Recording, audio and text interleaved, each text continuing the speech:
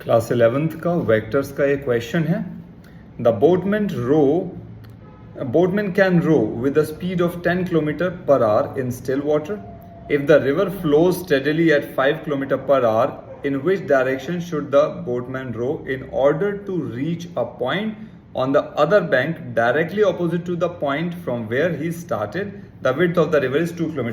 हाँ, done with the question, now understand. देखिए तो ये क्या रहा है, क्वेश्चन बहुत सिंपल है, इसको थोड़ा सा ट्रिकी बनाया गया आपके लिए. The question is the boatman can row with the speed of 10 kilometre per hour. तो मैं जो बोट्समैन है ना, उसकी स्पीड है वो 10 किलोमीटर पर आवर के हिसाब से चल सकता है अगर स्टिल वाटर हो, पानी रुका हो. And if the river flows steadily at 5 kilometre per hour, और रिवर की स्पीड अगर 5 किलोमीटर पर आवर गिवन है, मतलब रिवर 5 किलोमीटर पर आवर की स्पीड में चल रही है, in which direction should the boatman row. तो जो बोटमैन है उसको कहां पे रो करना चाहिए, मतलब कैसे वो बोट को ड्राइव करे in order to reach a point on the other bank directly opposite to the point from where he started. जहां से शुरू किया ना, जस्ट उसके बिल्कुल ऑपोजिट दूसरे बैंक पर, मतलब दूसरे किनारे पर उसको पहुंचना है. Width of the river is 2 kilometre. मेरे हिसाब से 2 किलोमीटर की यहाँ पे जरूरत ही नहीं पड़ेगी, अपने को डिपेंड नहीं करना पड़ेगा इस पर, क्योंकि हम एंगल की बात करें. बताता हूँ कैसे, फटाफट से इसका देखो डायग्राम बनाना समझाता हूँ कैसे करेंगे. डायग्राम इंपॉर्टेंट है, सारा कहानी इसमें डायग्राम की ही होने वाली, आप देखेंगे. लेट्स से ये अपनी रिवर होगी है, यहाँ पे हमने इसको रिवर को बना दिया, ये रिवर, ठीक है. अब ये बोल रहे देखिए कि जो बोटमैन है उसने इसको क्रॉस करना है. So let's say boatman starts from here, ये रहा अपना पॉइंट, ओ से चलने वाला है, वो ओ से चलेगा. तो उसका गोल क्या है, वो ओ से सीधा सीधा यहाँ पे पहुंचे, ठीक है. तो बोटमैन का जो गोल है that should be over here. मैं यहाँ पे ड्रॉ कर रहा हूँ इसको, ये सीधा सीधा अपन ने ड्रॉ कर दिया. इसको ना ऐसे कर देता हूँ मैं, वेक्टर फॉर्म में बना दूँ. So we have just drawn it like this. I hope ये सीधा होगा. यस, ये सीधा है, ठीक है. तो अब उसको ओ से लेकर के पहुंचना कहाँ है, फाइनली वो बोल रहा है जी मुझे तो पी पे पहुंचना है. ये उसका गोल है बोटमैन का कि ओ से चलेगा और पी पे पहुंचना चाहिए. लेकिन आप जानते हैं भाई, रिवर तो ऐसे फ्लो कर रही है, रिवर यहाँ से फ्लो करके आ रही होगी, ऑलरेडी यहाँ से भी फ्लो कर रही होगी, है ना. तो रिवर क्या करेगी, अगर ये ऐसे जाएगा और रिवर का फ्लो ऐसे आएगा, तो रिवर इसको इस डायरेक्शन में पुश करेगी और ये कहीं पे यहाँ पे मीट करेगा, जो हमें नहीं चाहिए, हमें तो यहाँ चाहिए.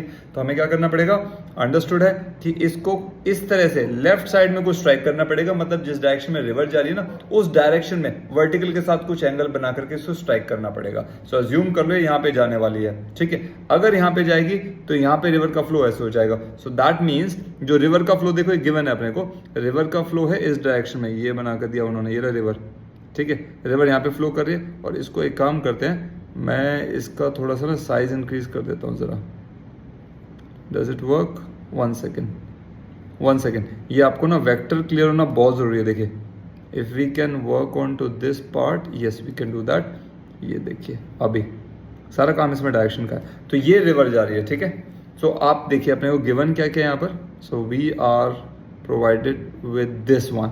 ये चाहिए अपनी फाइनल वेलोसिटी, ठीक है. क्या है ये फाइनल वेलोसिटी होनी चाहिए. दैट मीन्स मैं यहाँ पे लिख देता हूँ, ये होगी वी एफ फाइनल वेलोसिटी. उसको ओ से पी जाना है, ठीक है. और ये जो गिवन है ये हो जाएगी आपकी वेलोसिटी ऑफ रिवर. और इसकी कुछ वैल्यू दी है, river flows at 5 kilometre per hour, 5 kilometre per hour river की वेलोसिटी, ठीक है. अब जो बोटमैन है, वेलोसिटी ऑफ बोट, वो किधर होना चाहिए. तो जाहिर सी बात है, हमने जो डिस्कस किया है, the person must jump eight an angle theta, right. तो मान ले तो वो उसको इस तरह से जाना चाहिए, और ये एंगल को मान लो थीटा है. तो ये क्या हो जाएगा, वेलोसिटी ऑफ बोटमैन. इसको मैं वापस से मार्कर चेंज करके लिख दूं ताकि थोड़ा सा क्लैरिटी बनी रहे. So this should be over here. Velocity of boatman is 10 kilometre per our. मतलब अब इसमें देखिए, इसको अगर आप थोड़ा सा नॉमेनक्लेचर कर दो हमेशा बेटर है. तो ओ पी, इसको मान लो क्यू, ठीक है. सो क्या है, जो बोटमैन है वो चाहता है ओ से पी जाएगा, ओ टू पी उसको पहुंचना है इस डायरेक्शन में. लेकिन जो रिवर है वो क्यू टू पी चल रही है, क्यू टू पी फ्लो कर रही है. इसलिए बोटमैन को ओ टू क्यू रो करना पड़ेगा बोट को.